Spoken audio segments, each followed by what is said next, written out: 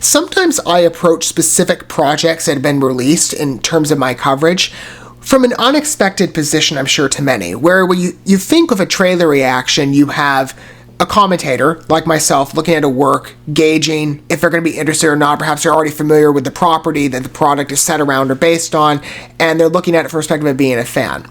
I'm approaching this video a bit differently, because I've not seen any of the previous entries in the 365 days line, nor am I looking for any product along that storyline to convince me to watch it. I have no interest, but I value experiences, and I do act on past regrets. And there is one to say with 365 days, although again, a rather unusual one. We all remember 50 Shades and the contempt that got in regard to a film. I mean, I certainly have my issues with it, not only on personal preference tastes, but I mean, even as a Christian, I thought the morality focus in that movie was horrific. I mean, you're focused on an abusive relationship and putting that in the context of, and I understand some people look into this as sort of like, oh, it's an alluring thing. I don't know why. I don't get you, as respectfully as I can say.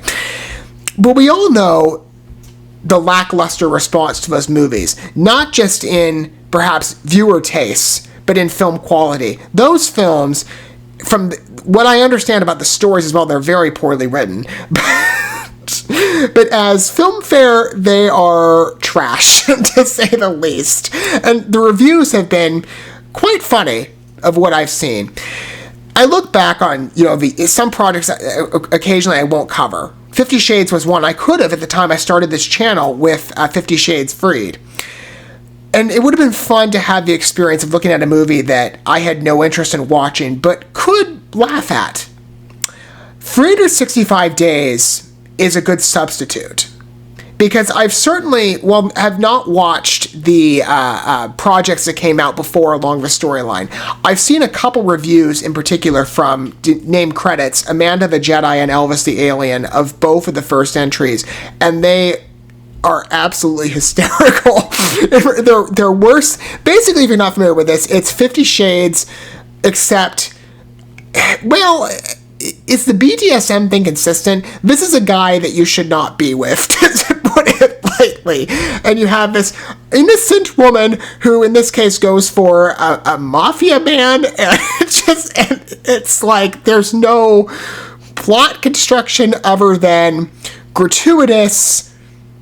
I say that in the sense of not like bloody, but excessive, intimate scenes, we'll say. And that's basically the line of the story.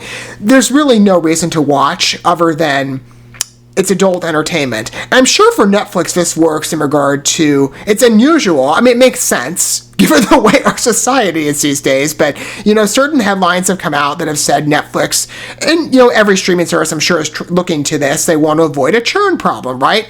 I myself, the streaming service landscape, so many networks these days to subscribe to, I see the checks in my transaction records. It's not a comforting visual.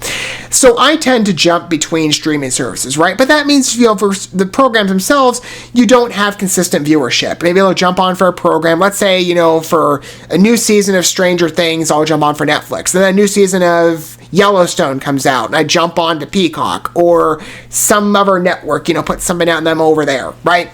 Examples differ wildly.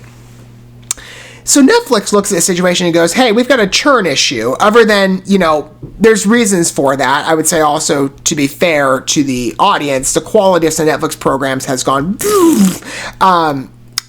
but what is their solution? Oh, porn. That's what like, how do we get people to subscribe? Put on, the most lurid entertainment possible, and the most excessive in presentation, and 365 Days is that. With the very crappy story that matches 50 Shades from a quality standpoint. So, I'm looking to this video, this is the third entry in the storyline, as an opportunity to laugh, if there is such a case. Because I would have liked to do this with 50 Shades. I missed out on that opportunity. But hey, we get to do this with the, as it's been called, I think fittingly, the rip-off version. And I'm sure there will be another one. I mean, these types of trite romance shows, and I like romantic shows, but I prefer class, not 365 Days.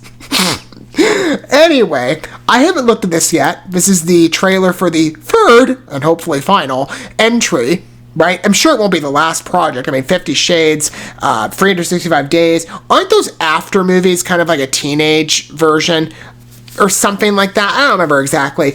But, you know, you get really dicey in regards to the quality of content and how the audience receives it, romance-centered fare, which could be great, perhaps, if it appealed to a mass audience. And with the excessive demonstrations of what this film provides, or anything down its line, most audience members like myself say, no. But let's see if we can laugh at this. You know, it's a third entry. I've heard about how bad the first two were. Let's see. I told you I cover things from an unusual angle. I like the experience, though. Well, this is edited like a, you know, familiar romance picture.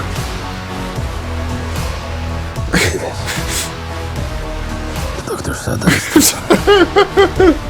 I don't care what doctor said. Oh, gosh. Leave. Stay.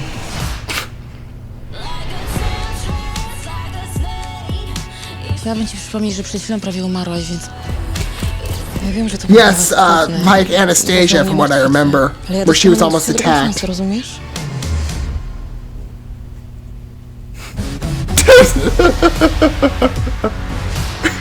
What happened in the island? It's like, I'm desperate to be with somebody else. I'm in this bad relationship, though, that I can't escape. You're hiding something from me. I don't want Massimo anymore. Kobieta, która żyje wyłącznie dla mężczyzny, wiecznie będzie nieszczęśliwa. I can't forget about you. Sama się muszę ogarnąć, czego tak naprawdę. You know, I forgive the serene shots of nature if it were actually a better movie. Cokolwiek postanowisz, to ja cię będę w tym wspierać, słyszysz? Good news is I don't have to do much editing to keep this clean for my audience. There's no us. Laura! But you can't run away from what you feel. Oh, the drama. If you really love I will say they have more engaging music choices than 50 Shades does, to its credit. back. It's yours forever. Gosh. Okay, maybe it's a bit much. Are you But you know what you're getting. And people all said, hopefully the last. I don't know, some people might be in there for the thrill. They might just want to laugh at things. I'm a bit behind in covering this, admittedly. I didn't realize I was out so late. Or I was so late to approaching it. But, you know, does it matter? Are people really watching this thing? It's edited. I can say this from how many trailers that I've covered. It's edited like some lousy romance picture, right? And Netflix, the one that comes closest to mind, at least when I was watching this, was what was it called? Like Sex/Life. I think that was what it was called. It was it was the first season when I looked at it. Some romance series of a woman who's like, I want to get back to my wild days or whatever. You're like, okay, and then you get the very lustful presentation, which I really don't care for. A lot of people don't. Again, I prefer more classy relationships, and what should be kept private doesn't need to be put on TV. And with this series, I understand they've gone above board, to show everything. Because, that's what appeals to, I guess, the more animalistic tendencies within us. And, well, speaking of actions and part of their, the relationship, you usually have the male counterparts that don't act... Again, I don't know who looks to these things, these types of relationships, and says, I want to be in this. I know some people like, certain kinks or fetishes every now and then, but who wants to be in an abusive relationship? I mean, this is more, I guess, centric. I'm not as familiarized on this point with, well, to some degree, I mean... this is just kind of stupid, but with 50 Shades, it was all centered around BDSM, and that just, to me, I say this as somebody who went for emotional abuse. I was raised in that type of environment. I don't find it appealing to think of that in the context of a relationship. Like, if I had the choice, and I'm a single guy, I have the aspirations, God willing, to enter a romantic relationship someday, should the circumstances and the, proper time arise, but I'm not jumping on board right now, or ever to jump into something that's centric around, well, I'm going to be partnered with a toxic person. I've witnessed, behavior like that. And it's not something that I would imagine most people want to replicate. So I don't necessarily know why these films... I know why they get such an attention, because you have a lot of women... I understand 50 Shades, that really appealed to the female demographic, like women in their, 30s and 50s, like, hey, this is a type of romance life that, we wouldn't want to experience, we'll live it vicariously with somebody else. It's like, okay, this is stupid. Well, but they haven't... that the films don't fare that well when they're laughed out of the theater, or when you see stupid stories like they mixed up. Remember that one out in Atlanta, Georgia? I know I'm speaking more about 50 Shades in regard to this, but it's just so funny. I constantly like to bring it up. I think it was in Atlanta. It was that story a while back that there was this Black Panther showing, the Marvel movie, and all these people went to go see it, except the theater got the DVD wrong. Or I guess, I don't know if it was a DVD, but it was the wrong movie for the first 10 minutes. So instead of Black Panther, you had a bunch of, families probably brought their kids to watch the first 10 minutes unintentionally of 50 Shades Freed. And the response, I think it's still on Twitter, was so funny, and its audibility. The boos mixed with the laughter and the shouting. It was hilarious. These films are not very well regarded.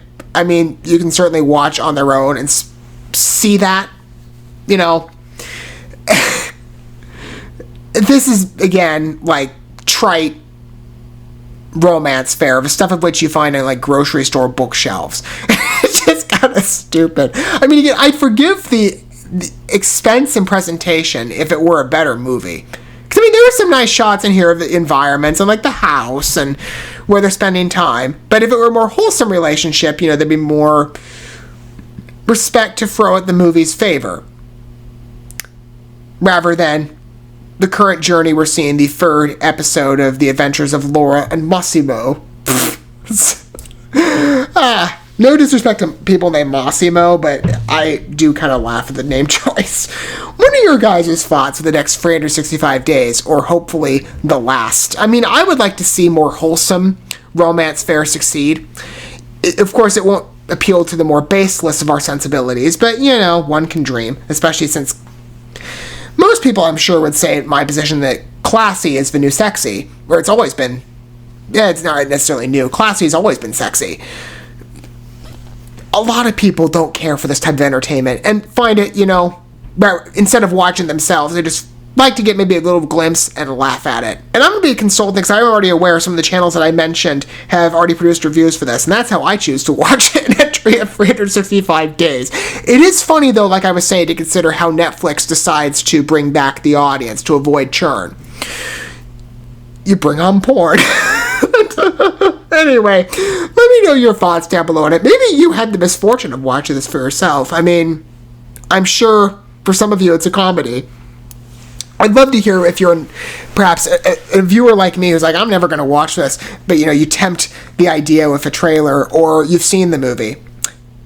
Have you survived it? I'd love to know what your thoughts are on it down below. Again, I won't be watching, but I do tend to, perhaps even if it's seen as a little more of an unusual experience, I like to try things out every now and then, engage, or based on the project and your familiarity or reasonable familiarity with it, to just laugh, to have a good time, or to make up for some old mistakes. Like I said, I wish I'd had an opportunity to throw a lot of shade at 50 Shades. I'm sure a lot of us have said plenty in that regard. So 365 days, considering so many have said it's a ripoff, and in many ways it comes across from what I know from story details, it's a good substitute. Thank you so much for watching this video. Before you bounce, feel free to drop a like and comment, subscribe to this channel with a ding on the bell, and share this video with your friends. And consider checking out the description here. There you'll find links to my other channels, as well as addresses to my other social media accounts and ways you can help support my work if you feel so inclined. May God bless you, and looking forward to when our paths cross again.